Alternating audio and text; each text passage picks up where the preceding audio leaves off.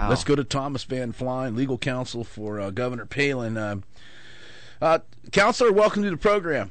Thanks, Eddie. Hey, we're unfortunately getting closer to the bottom of the hour. I know you can stay with us, but let's get some of this going. Sean Cockerham, an Anchorage Daily News writer, did a blog post, and it says, the State Personnel Board has now posted its expenses for dealing with ethics complaints against Governor Sarah Palin and her staff, saying the costs have been nearly $300,000 over the past year.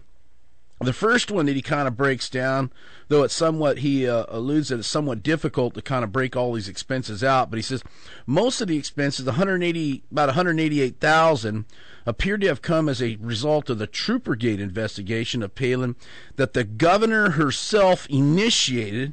Palin did so because she contended the legislature's investigation on the matter was politicized, and she was seeking the appropriate venue to deal with the allegations. I guess that's somewhat fair and balanced, but people have called this show, even last time you were on, and they want to know, they want to say they're defending the total amount by saying that Governor Palin initiated this. But, Counselor, the original complaint was not initiated by her.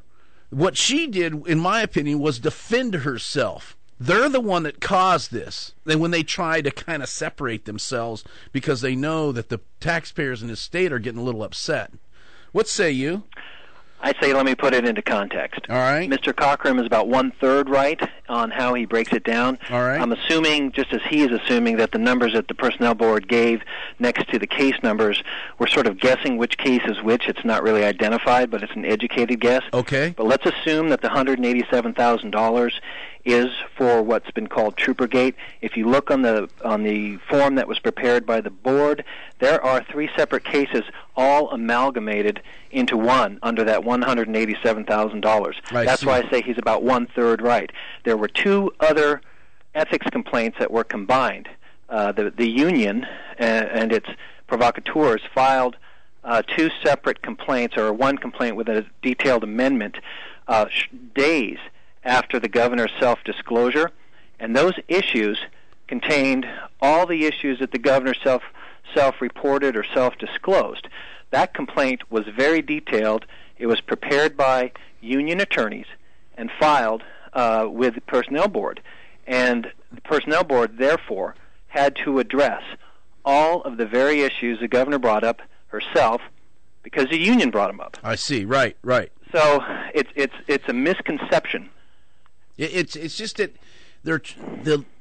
the opposition in this thing is trying to kind of rephrase this. They're rewriting history, so to speak, here, and that they want us to believe that somehow, let's just say there's $500,000 of ethics complaint investigation costs here, but the governor initiated a significant amount of this on her own because she's the one that went to the Personnel Board. And let me tell you what the Personnel Board said about that. That's like saying, I've been charged with murder, so therefore I'm not going to defend myself. I mean, come on. Let me tell you what the Personnel Board said about that very act.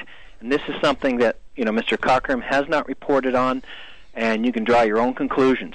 It is the very first footnote in Mr. Petuminous' report at page 2. Let me read it to you.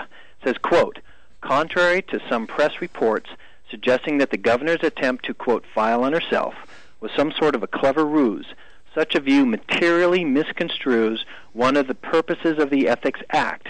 The Act directly allows for and encourages public officials to ask the board for guidance as to whether their conduct, contemplated or already taken, violates the Act.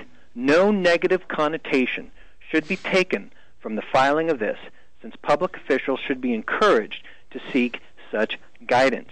One of the duties of the board, by statute, is to provide a timely response to these requests, and it should endeavor to do so. Close quote. That is the very first statement by Mr. Petuminous on this issue on behalf of the board. Yeah.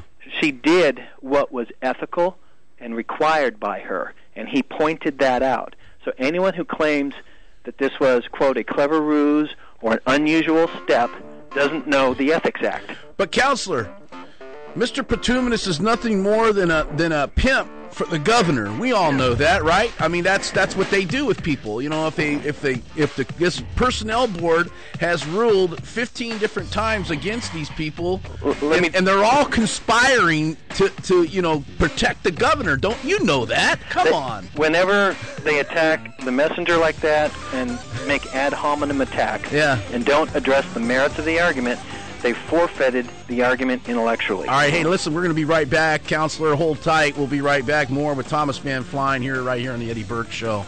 Stick around.